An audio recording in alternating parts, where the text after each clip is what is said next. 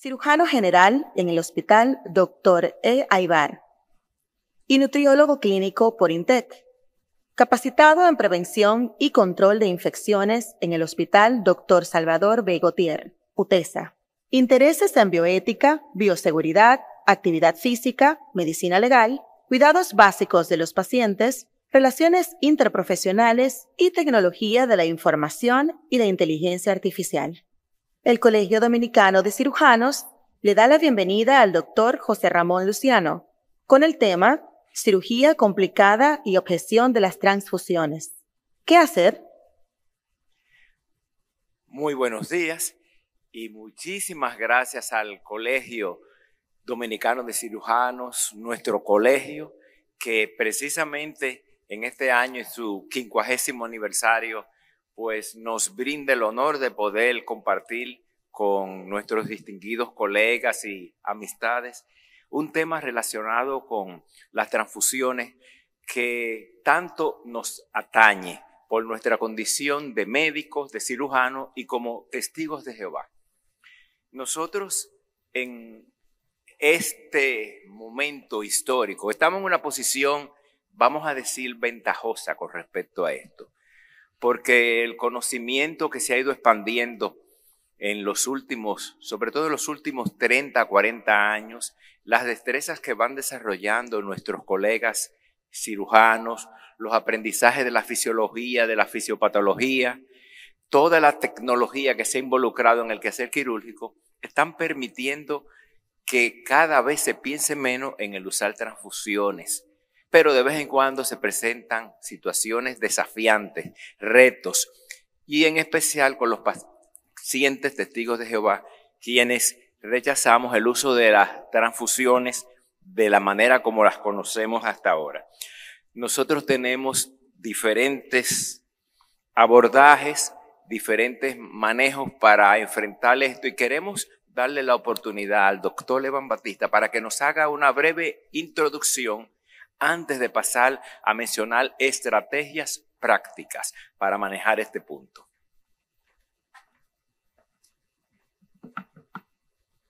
Muy buenos días, mi nombre es el doctor Evan Batista, un placer poder estar con ustedes y agradecerle porque verdaderamente en los últimos años hemos recibido la colaboración de muchos cirujanos para enfrentar el tema de la cirugía respetando, como mencionó el doctor Tata ayer, el derecho del paciente, que es importante para su beneficio emocional y salud.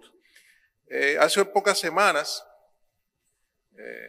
o hace un par de meses, se recibió un paciente de 64 años de edad con un sangrado activo digestivo alto. El paciente inició con 16 gramos de hemoglobina y bajó a 9. Bueno, las circunstancias entonces se enfrentan ahí. El paciente rechaza las transfusiones sanguíneas. ¿Cómo enfrentar ese desafío?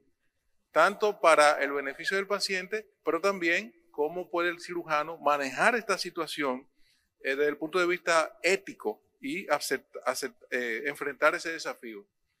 Ese paciente, con las analíticas y las evaluaciones, se determinó que tenía un tumor gástrico y estaba sangrando de ahí. Buscando estrategias, nos dimos cuenta que se podía utilizar la radioterapia. No conocía eso, en honor a la verdad, para detener el sangrado.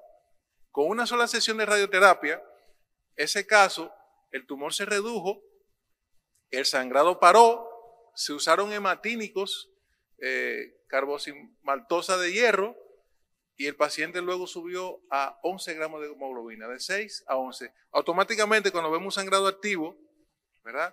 Sobre todo si el cirujano no sabe de dónde viene, el automático es, vamos a transfundir, pero queremos estar preparados con estrategias por si el paciente rechaza las transfusiones o si no tenemos hemoderivados, que en realidad en el país hay una déficit, ¿verdad?, de sangre. Entonces, eso es lo que pasa en este caso. A veces parece que el médico y el paciente que rechaza transfusiones de sangre están en dos polos opuestos. Por supuesto, el médico quiere salvar vidas.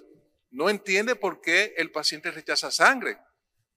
Y el paciente que rechaza la sangre, testigo de Jehová, no entiende por qué el médico no aplica otras estrategias que funcionan, que están a la mano y que científicamente son factibles.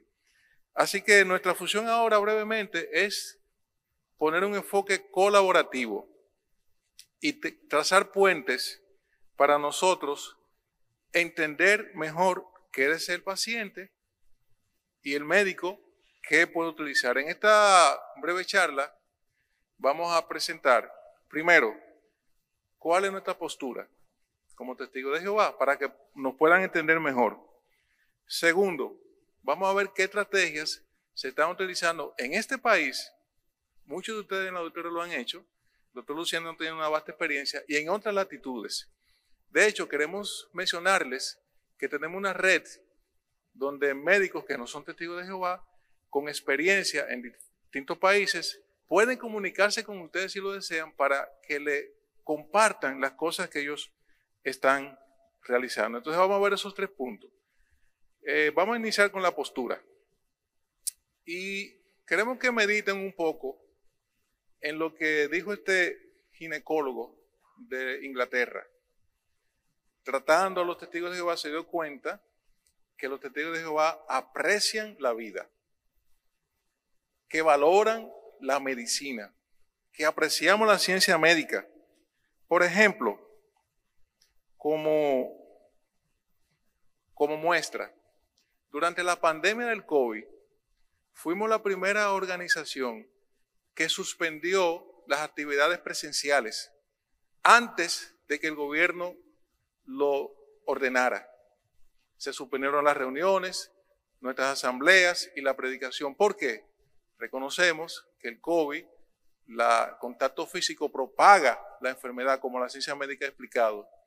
Y cuando habían corrientes que cuestionaban las vacunas, hasta conspiracionistas, nuestra organización animaba y explicaba los beneficios de vacunarse, aunque es una decisión personal.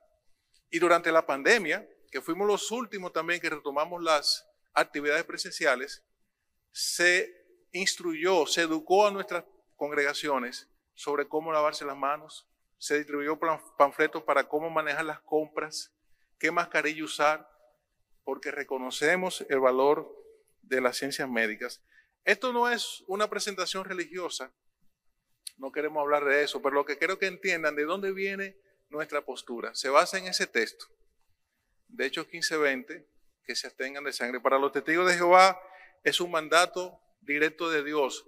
No es una postura científica, es una postura religiosa. Por lo tanto, debido a ese mandato bíblico, los testigos de Jehová descartamos las transfusiones sanguíneas. La ciencia médica ha podido separar los componentes principales de la sangre y entonces, ¿qué aceptamos y qué no? Usted puede ver en su pantalla donde está rojo, que las plaquetas, glóbulos rojos, glóbulos blancos y plasma es dentro de lo que entendemos que sería violar la ley de Dios, y las fracciones de inmunoglobulina, albúmina y factores de la coagulación ya son decisión personal.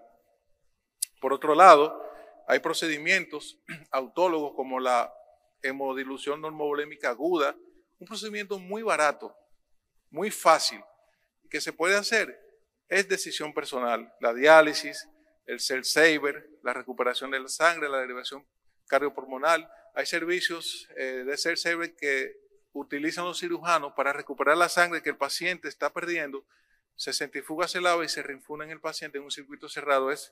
Muchos testigos de Jehová aceptan esa opción. Y para ayudarle a ustedes, ¿qué hacer si el paciente está inconsciente?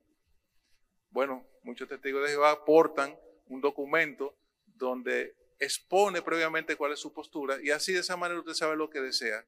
A veces nos han preguntado, ¿y si el paciente no tiene ese documento, qué hago? ¿Y está inconsciente? Actúe según su entrenamiento. Y porque usted desconoce cuál es su decisión, entonces tiene que actuar y trabajar. Pero en general siempre tenemos esa documentación. En resumen, queremos primero agradecerles que muchos de ustedes están usando las estrategias. Los testigos de Jehová queremos atención médica de calidad. sin transfusiones de sangre. Hay estrategias y más adelante van a ver la red que tenemos para presentarle a usted las herramientas, los equipos, los artículos médicos de casos que se están manejando con éxito sin el uso de transfusiones de sangre. Muchos médicos, no pocos vamos a decir para no exagerar, no quieren transfundir y no tampoco quieren transfusiones para ellos y sus familiares. Nuestra postura se basa en convicciones religiosas profundamente arraigadas. Es una decisión personal de cada testigo de Jehová. Valoramos la buena comunicación médico-paciente para llegar a un acuerdo y aplicar las estrategias. A continuación, el doctor José Luciano nos hablará sobre cuáles son esas estrategias.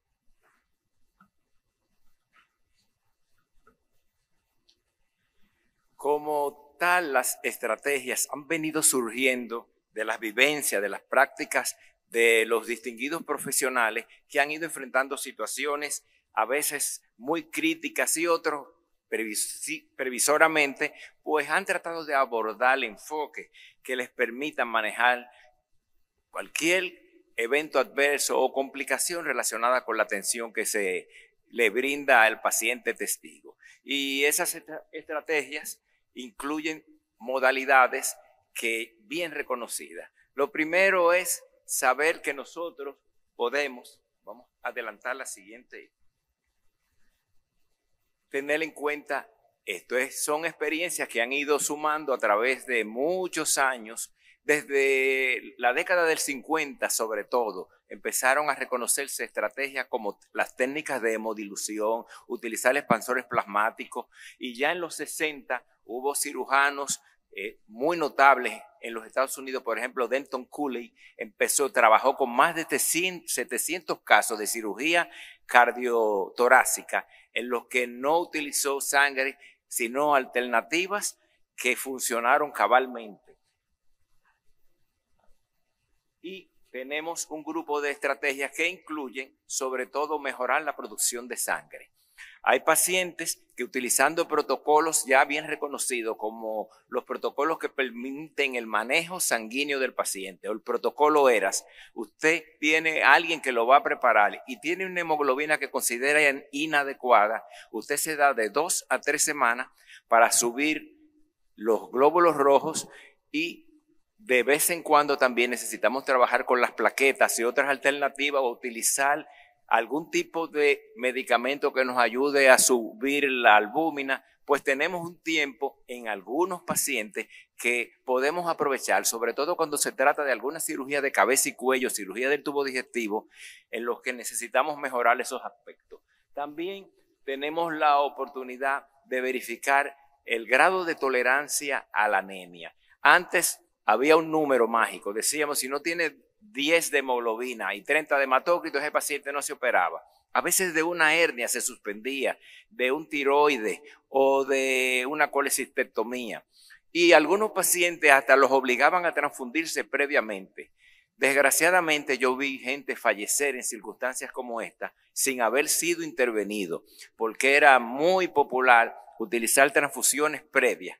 Hoy sabemos que podemos arriesgarnos con pacientes que no tienen condiciones cardiovasculares o pulmonares severas y trabajarlo con 7 y 8 gramos de hemoglobina. Y eso es un método restrictivo, una estrategia que nos ayuda. Y por otro lado, podemos también utilizar principios de sangre autóloga sin desconectar al paciente del flujo de su misma sangre.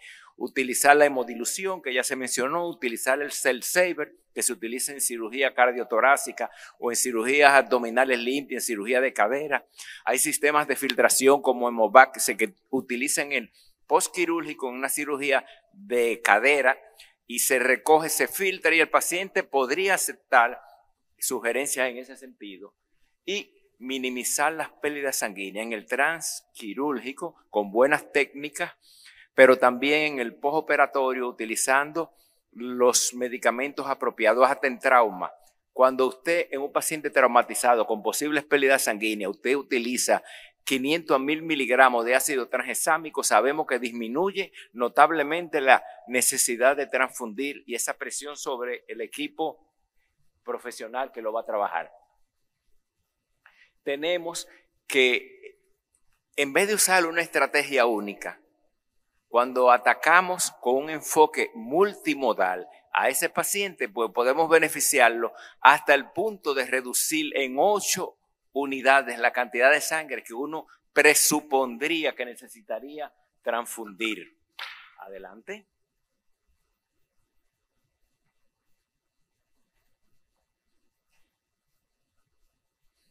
Y además de un enfoque multimodal que pudiera ser manejado entre el equipo del anestesiólogo y el cirujano, pues tenemos el enfoque multidisciplinario o interdisciplinario.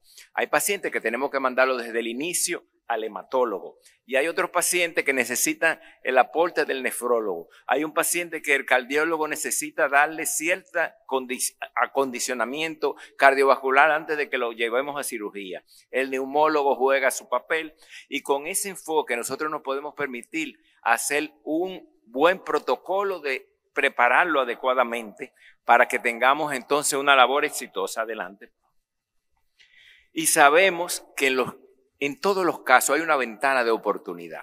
Y esa ventana de oportunidad tenemos que aprovecharla. Sobre todo en ese paciente agudo, en ese paciente traumatizado. Cuando se utiliza un enfoque que trabajamos los casos en las primeras 24 horas, en la hora dorada, y ese ciclo es muy importante.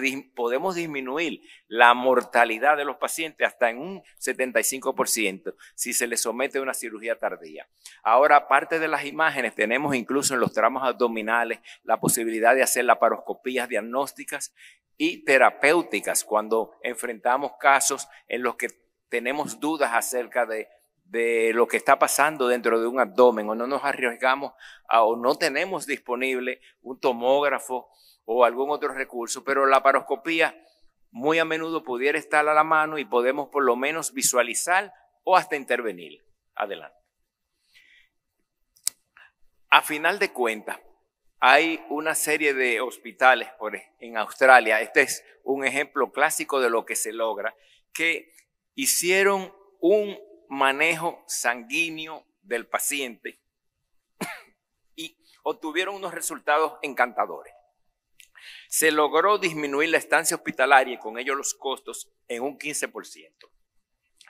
El riesgo de infarto o de un ACV también se logró disminuir en más de un 30% y las infecciones en más del 20%, pero hasta la mortalidad, cuando se utilizó apropiadamente, no tenía que ver sencillamente con los testigos de Jehová, con todos sus pacientes. Cuando ellos utilizaron un manejo multimodal e interdisciplinario, pues hubo esa bendición.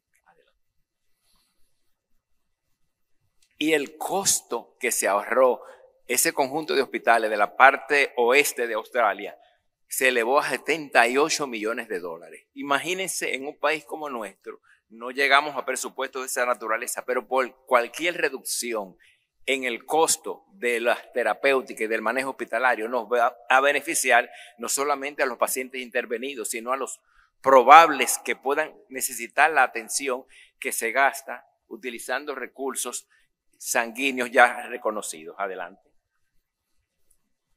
Entonces tenemos una serie de casos que brevemente queremos mencionar, por lo menos uno de ellos, para que veamos un ejemplo de lo que se puede hacer. Puede ser uno de los casos de cardiotorácica o ortopédica. Bueno, en este caso en particular, que había un reemplazo total de cadera, pues ese paciente que se preparó anticipadamente de modo adecuado, mejorando la eritropoyesis, utilizando los recursos que hay de nutrición, el hierro, los folatos, la vitamina B12, la vitamina C y una nutrición adecuada, se acondicionó previamente, pero en el transquirúrgico también se llegó a utilizar el sistema del Cell Saver y esto permitió que una parte de la sangre pudiera ser recolectada y el paciente había aceptado reutilizarla ya reciclada para que se mejorara sobre la marcha, pero también se utilizaron técnicas de hemodilución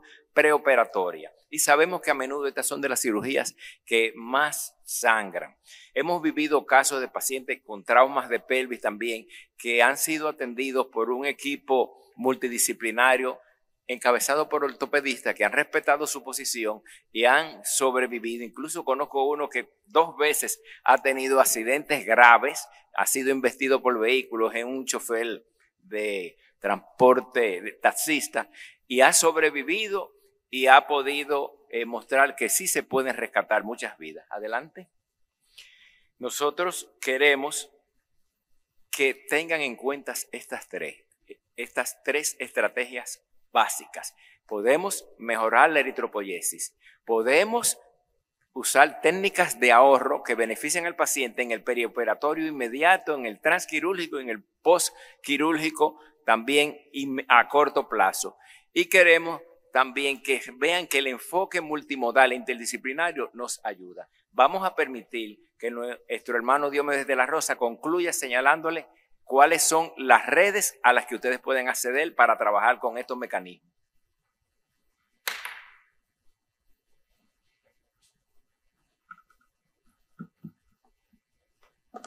Pues soy Diomedes de la Rosa y es un placer poder dirigirme a ustedes para mostrarles acerca de la red o las redes que tenemos para ayudarles a realizar su trabajo. Ya el doctor Batista mencionaba al principio que a veces lo que tiene el tratamiento, ¿verdad? La relación entre el médico y el paciente testigo de Jehová da la impresión como si el médico está de un lado del río y el paciente está del otro lado del río. Entonces, lo que hemos hecho, porque eso ustedes saben en la práctica, que es una realidad que muchas veces ustedes tienen que vivir. Entonces, lo que hemos hecho es construir esta red de comités de enlaces con los hospitales. De hecho, alrededor del mundo hay más de 2,000 comités de enlace con los hospitales y estos son para ayudar o mejorar la relación entre el paciente testigo de Jehová y el médico que está tratando de ayudarlo. Tengan en cuenta que esta red, primero, no se tratan de unos vigilantes que van a vigilar lo que hacen los testigos de Jehová en absoluto. Tampoco se tratan de alguien que va a imponerle al paciente testigo lo que va a hacer. No, es solo para canalizar este movimiento entre el paciente testigo y entre los médicos para que haya una mejor relación. Entre las cosas que hacemos los comités de enlace con los hospitales hacemos presentaciones en los hospitales para compartir con los médicos algunas de las estrategias, como ya se han mencionado acá, también la postura de los testigos de Jehová, pero también hacemos muchas veces interconsulta, porque tenemos en esa red más de 100,000 médicos. Como mencionaba el doctor Batista, muchos de esos médicos solo han decidido colaborar con nosotros, no son necesariamente testigos de Jehová. Y solo han decidido colaborar con nosotros. Y entonces muchas veces ponemos a ese médico en contacto con ese otro médico que tiene experiencia manejando casos similares a fin de que sea más fácil el manejo de esta. Siempre lo que queremos es esa colaboración. Y de hecho aprovechamos, como ya lo han hecho quienes me precedieron, aprovechamos para darle las gracias por esa disposición de muchos de ustedes, ¿verdad?, a cooperar respetando la postura del paciente en lo que tiene que ver con el uso de las transfusiones de sangre. Además de esa comunicación, también nos encargamos de dar apoyo a los pacientes testigos, a los pacientes que se encuentran hospitalizados, y eso también sin duda contribuye a la recuperación de estos. Siempre recuerden que nuestro deseo es tener una buena relación, una buena comunicación. Y es bueno que entiendan que hemos mencionado que existen más de 2,000 comités de enlace con los hospitales por todo el mundo. Pero eso no es algo que está alejado de ustedes. Ustedes que trabajan en los diferentes centros de salud del país, en cada uno de esos, ustedes reciben visitas de miembros del comité de enlace con los hospitales que lo puede poner en contacto con esa red de colaboración. Entonces queremos que tengan eso pendiente, porque eso sin duda, si hay esa colaboración de parte y parte, va a facilitar mucho el trabajo de ustedes cuando tienen que tratar a pacientes que se niegan a recibir una transfusión de sangre. Muchísimas gracias por su atención. Un placer dirigirnos a ustedes.